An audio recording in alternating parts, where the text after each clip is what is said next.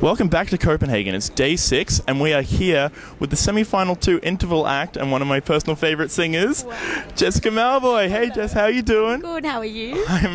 I'm wetting myself a little bit right now, but I'm very, very well. Oh, thank you so much. It's been such an incredible ride. I guess, this all kind of came together with SBS and Blink TV about a year ago, and it wasn't really confirmed yet. It was really under, the mat, and I was just kind of, promoting my album at the time, and only about a few months ago that it all really kind of was then confirmed. It was like, yep, you are the one that we want you to be up on the stage, and could you write a song? And so I remember the Eurovision team came over, Mikkel and Anne, and we then discussed the process of how it was all going to work out, and then they gave me the opportunity of writing a new song. Yep.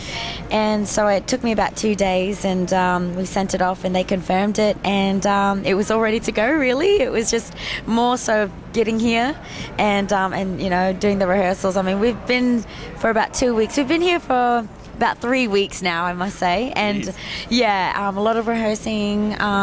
They're quite specific about rehearsals, so very quick. The way they work is very quick and very serious, but still fun at the same time.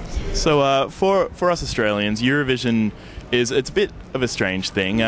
You really have to be tuning into SBS in the hope that Vietnamese news isn't on in order to catch it.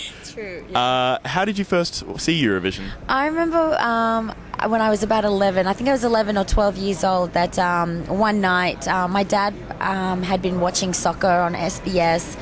It was one of those early hours in the morning kind of sports games, and SBS, after the soccer game, SBS had come, Eurovision had come on, and I was going, wow, this looks, there was glitter, there was feathers, and there was these massive dresses, and, men and women singing on the show. And I remember watching it with my dad, and me and my dad were just fascinated. My dad had known of Eurovision, but me, it was my very first time. My eyes just opened, and it was so celebrating to me that realizing that all these countries, many cultures, different languages came together and sung on that huge stage, and it kind of became a dream of mine, really.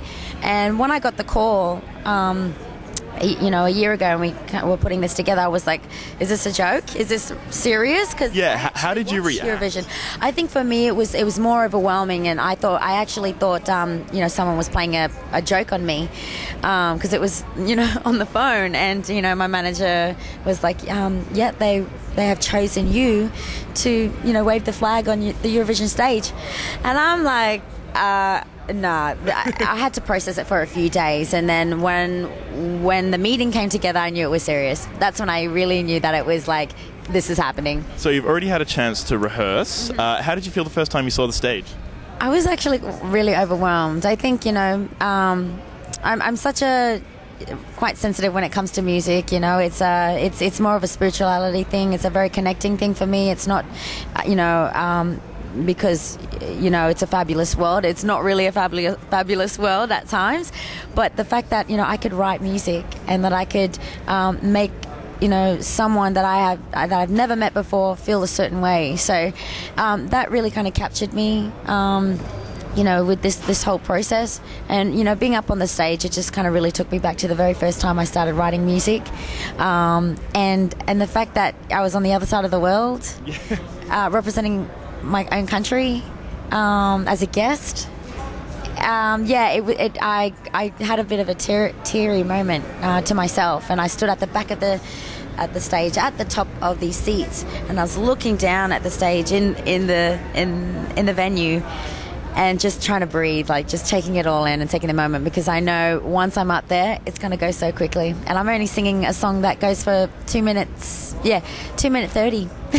So it's like, I want to embrace, and I want to take every opportunity of looking out into the crowd and seeing all, so many faces, having all those people wave their flags and just enjoy the song. So obviously we're keeping the song under wraps. Yeah, we are. Without giving too much away, can you tell us as much as you can? Lyrically, it goes, all of the colours here connecting into the wild, we go hand in hand, making our way through an endless journey, celebrate till we all got wings.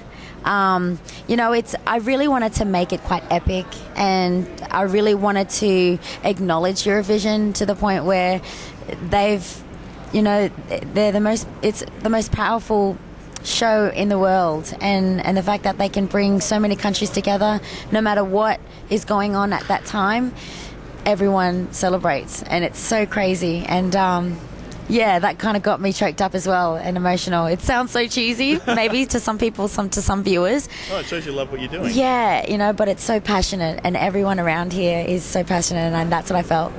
So, what style is it? What kind of song are we expecting? Yeah, it's a very, I love my R&B soul music, and I love my pop music, and that's what I've kind of really infused into the song. Mm-hmm. But more so my culture, the Aboriginal side of my heritage. So bringing something truly Australian. Bringing, that really earthiness, the landscape of Australia, the red dirt, the gorges of Kakadu,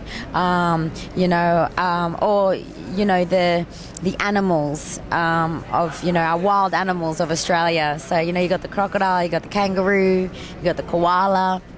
And those little funny elements of Australia too. It's like, there's a certain kind of eerie spiritual feeling, where I've come from. So I've really infused that into the song, which I'm so excited to present and to share.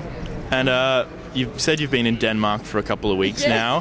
Have you had a chance to go around and experience things? I have. I got to go see the changing of the soldiers. So the march where they do the swap over of the soldiers, which was really, really, everything is quite, structured and well, thought out from the presentation of the uniform to the way they move their legs to the straightness of their body and it's like it was really cool to see that and experience that. I went to Tivoli. That was really fun, and I've heard so many musos have gone there, musicians, famous people have gone to perform there, which one day I hope to perform there and then go on a roller coaster and go on the drop, I think it's called. But I got to experience that. I've been eating so much. The open sandwich, I think Danish. I think here they do a lot of like open sandwiches or burgers or something like that.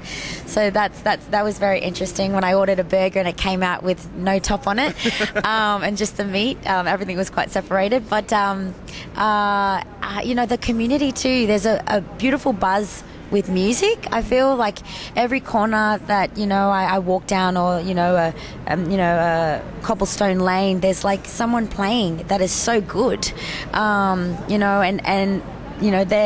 they've become a local. They've moved from their country to move to Copenhagen.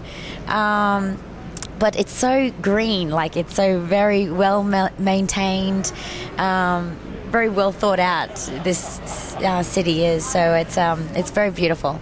So obviously you had a bit of success in Europe with the Sapphires. Mm-hmm. Is this your first time really in Europe musically? Musically, this is my very first time. This is a very first time for me. So I think that makes me a little bit nervous. The fact that I feel like I'm starting over again in terms of presenting myself and reintroducing myself, and it feels good. It feels really great that I can do that again. And with this song. So this will be the very first time that Europe, will be able to buy this song, my own song, and hear it and, enjoy it as much as they can. Well, I have to say, from an entirely gratuitous point of view from myself, I'm so excited that we're finally able to share you with the rest of the world. That's so cool. It's crazy to hear that from you. I guess you've been here for so many years now, living. Oh, actually, I live in Australia. You live in Australia, but you've just come over for the. Wow, that is so cool. Well, the fact that a lot of our Aussie, locals from Australia have flown over Yeah, to be a part of the there's show, lots of which us is who so came. crazy. So to know that, it makes me feel very proud. And it's so strange that for once we have our own part. It's a moment. And we don't have to stress about qualifying or anything. Exactly. We're just We're there. not overwhelmed. we just have to sing and party together. Yeah. Well, thank you so much, Jessica. Thank you. Oh, before you go, do you have a message for the readers and listeners of escextra.com? escextra.com. Thank you so very much for your love and your support, and I can't wait for you to see this performance and enjoy the whole of Eurovision contest. But I'll see you very soon. Mwah. Jessica, thank you so much. Thank you. A pleasure. Mwah. You're a star.